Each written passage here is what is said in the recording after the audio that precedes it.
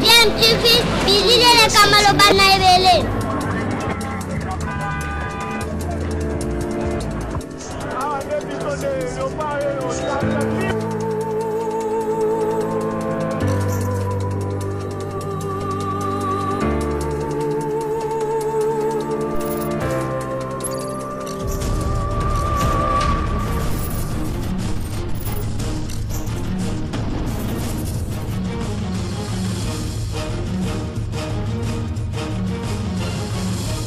DMTV toujours en avant.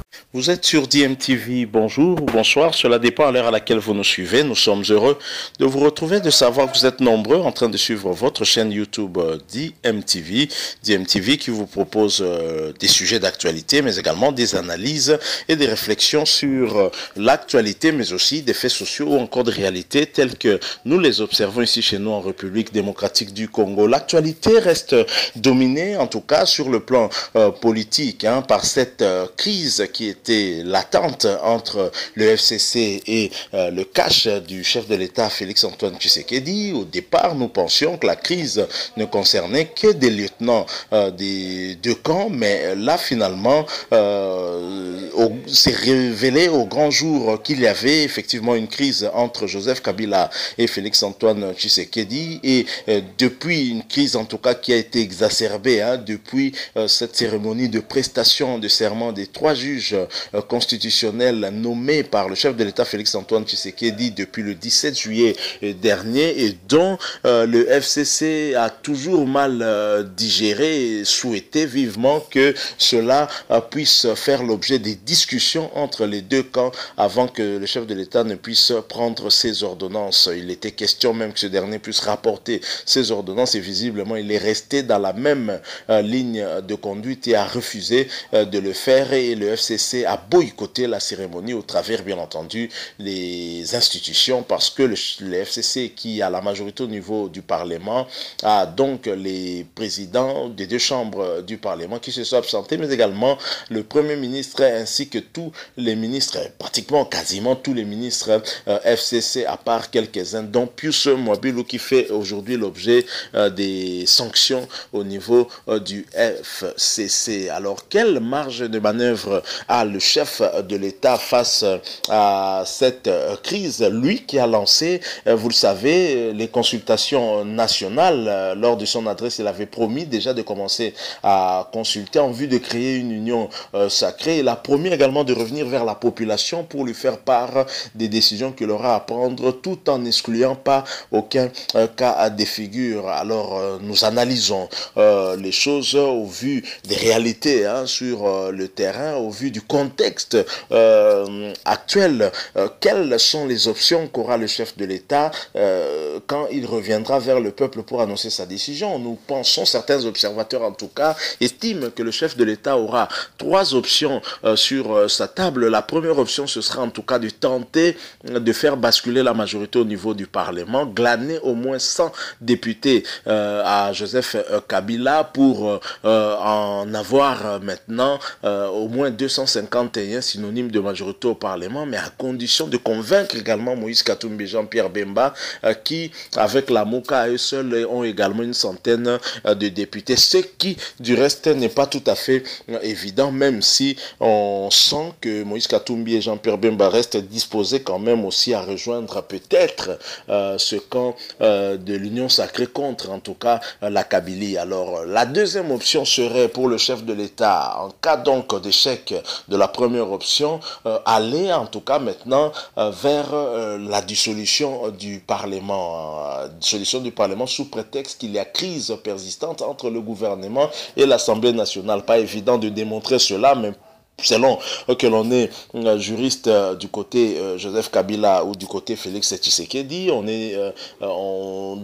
a des arguments en tout cas pour soutenir des hypothèses qui sont en tout cas contradictoires. La science est la même, mais selon qu'on est de tel camp, on donne des points de vue, des explications en tout cas qui soutiennent la vision du camp où l'on fait partie. La science reste un peu derrière. Alors ça aura des conséquences, bien entendu, des conséquences quand on dissout le Parlement. Il faut organiser des élections anticipées dans les 2 à 3 mois qui suivent. Ce ne sera pas évident. Alors la troisième option sera d'écarter les 2 premières options et d'aller vers le dialogue pour essayer un peu de redémarrer, hein, et de partir du zéro. En fait, on quitte les institutions et on va dévier un tout petit peu la Constitution. Et Joseph Kabila a eu à faire cet exercice-là à plusieurs reprises et cela peut arriver. C'est ainsi qu'on a par exemple vu des gouvernements Bruno Tshibala alors que ce gouvernement n'était pas issu de la majorité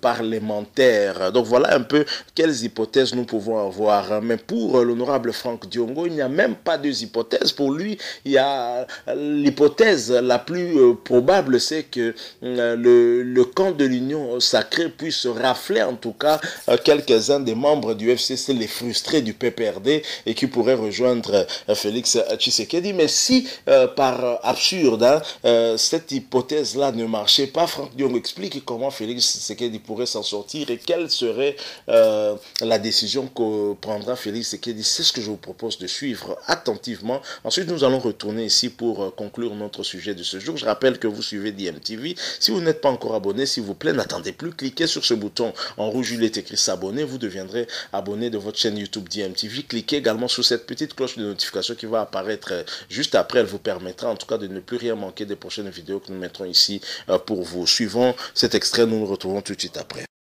Et pour l'unité nationale, il a accordé une faveur en fait de celui qu'il faut me suivre.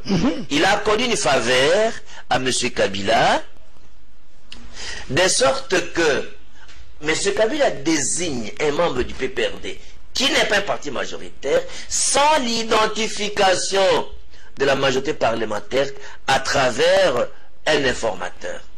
Donc, cette bonne foi, cette bonté-là, aujourd'hui, les gens de M. Kabila ont pensé, ont confondu la bonté à la naïveté, Luc.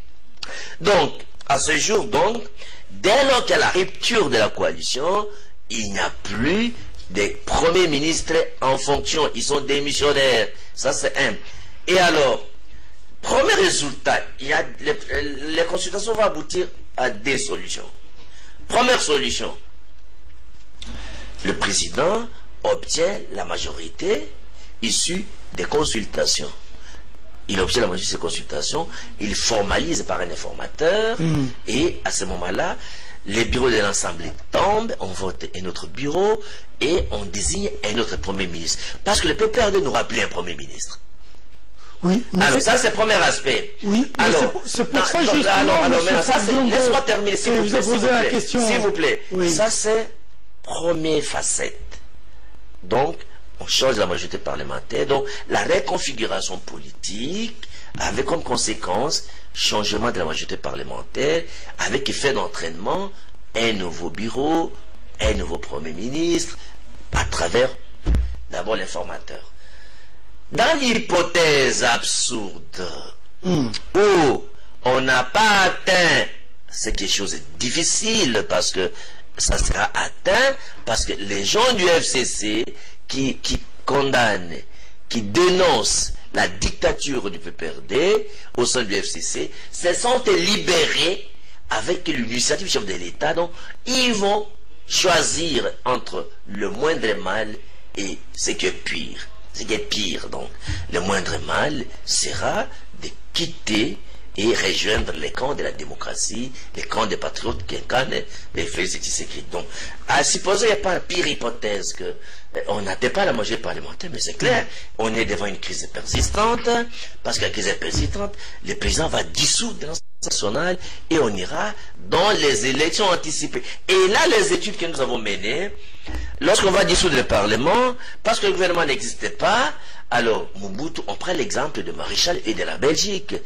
La gouvernance de l'État est confiée entre les mains de l'administration publique, c'est-à-dire le secrétariat général de chaque ministère conduit la politique du ministère, donc chaque ministre fera la remise et reprise avec, bien entendu, le secrétaire général de chaque ministère et le doyen des secrétaires généraux coordonnera l'action gouvernementale. Et Mobutu a fait comme ça pendant 10 mois, et en Belgique, ça a été des ans. Et d'ailleurs, au niveau des entreprises, parce qu'on va dépolitiser également les entreprises, de sorte que on peut choisir entre 3 à 5 directeurs les plus anciens, et on va choisir qui répond aux critères de bonne gouvernance, de loyauté, ainsi de suite. Et les directeurs, les enfants maison, vont diriger les portefeuilles de l'État.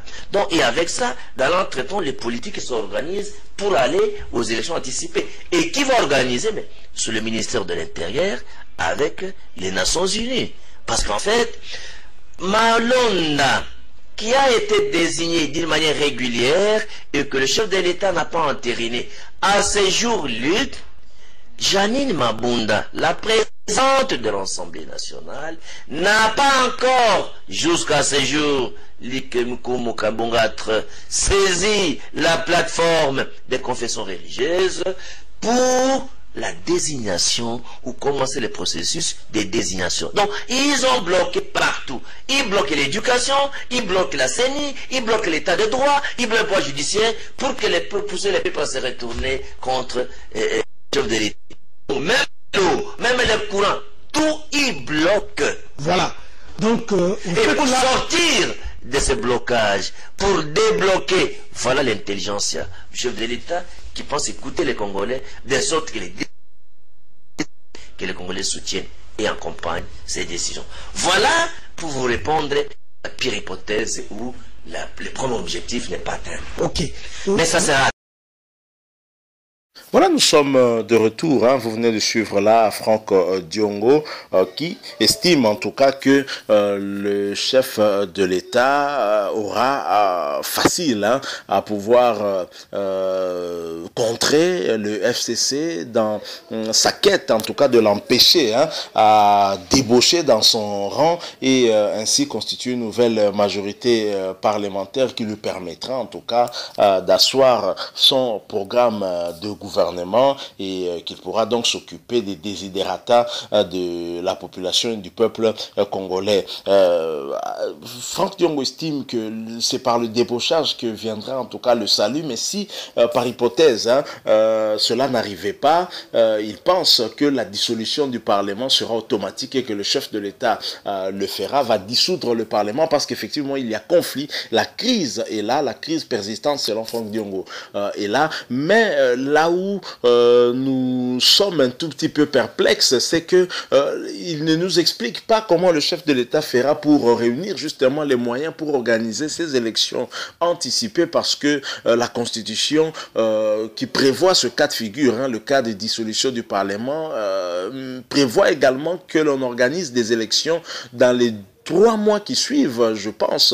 Et donc, il faudra trouver des moyens. Et dans le contexte actuel où, au niveau de la CENI, une solution n'a pas encore été trouvée pour remplacer l'équipe de Corneille Nangaa devenue fin mandat, Franck Diongo donne une solution et pense que le ministère de l'Intérieur pourra s'occuper de ces élections, pourra organiser des élections avec l'appui de la MONUSCO, des Nations Unies. Il a dit les Nations Unies, on comprend tout de suite qu'ici, il s'agit bien de la MONUSCO, qui est la représentation des Nations Unies ici en République démocratique du Congo. Et pendant ce temps où le gouvernement Ilunga Ilunkamba tombera, il va de soi que ce gouvernement va tomber, on va alors recourir aux secrétaires généraux pour assumer justement l'intérim. Ça s'est déjà fait à l'époque de Mobutu, ils ont eu même à gérer au moins durant 10 mois. Voilà la solution de Franck Diongo. Alors, est-ce que ce que dit Franck Diongo tout haut aujourd'hui, ce n'est pas déjà ce que dit Félix Tshisekedi tout bas? Est-ce que Félix Tshisekedi, en venant vers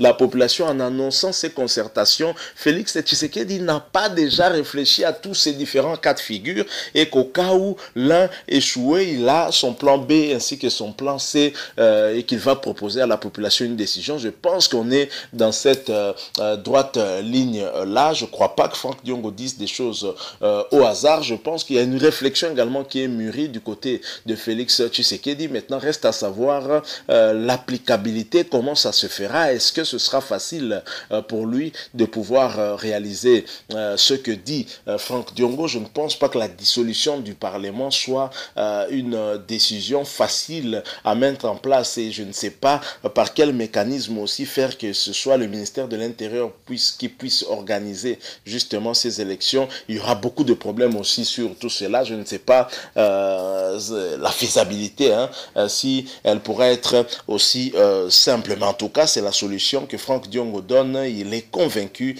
que cette solution est en tout cas la meilleure, même s'il ne pense pas qu'on en arrivera à la dissolution, puisqu'au niveau du Parlement, déjà, il y aurait une nouvelle configuration de la majorité parlementaire au niveau de l'Assemblée nationale notamment, et qui permettra à Félix Tshisekedi de pouvoir avoir un total contrôle sur le gouvernement. Merci beaucoup. Si vous avez aimé, laissez-nous un like. Vous pouvez également émettre votre point de vue à travers des commentaires, et surtout abonnez-vous à votre chaîne DMTV. N'hésitez pas de cliquer sur la petite cloche de notification, et vous permet de ne plus rien manquer des prochaines vidéos que l'on mettra ici pour vous. Nous nous retrouverons prochainement si Dieu le veut. En attendant, portez-vous bien, et DMTV vous dit au revoir.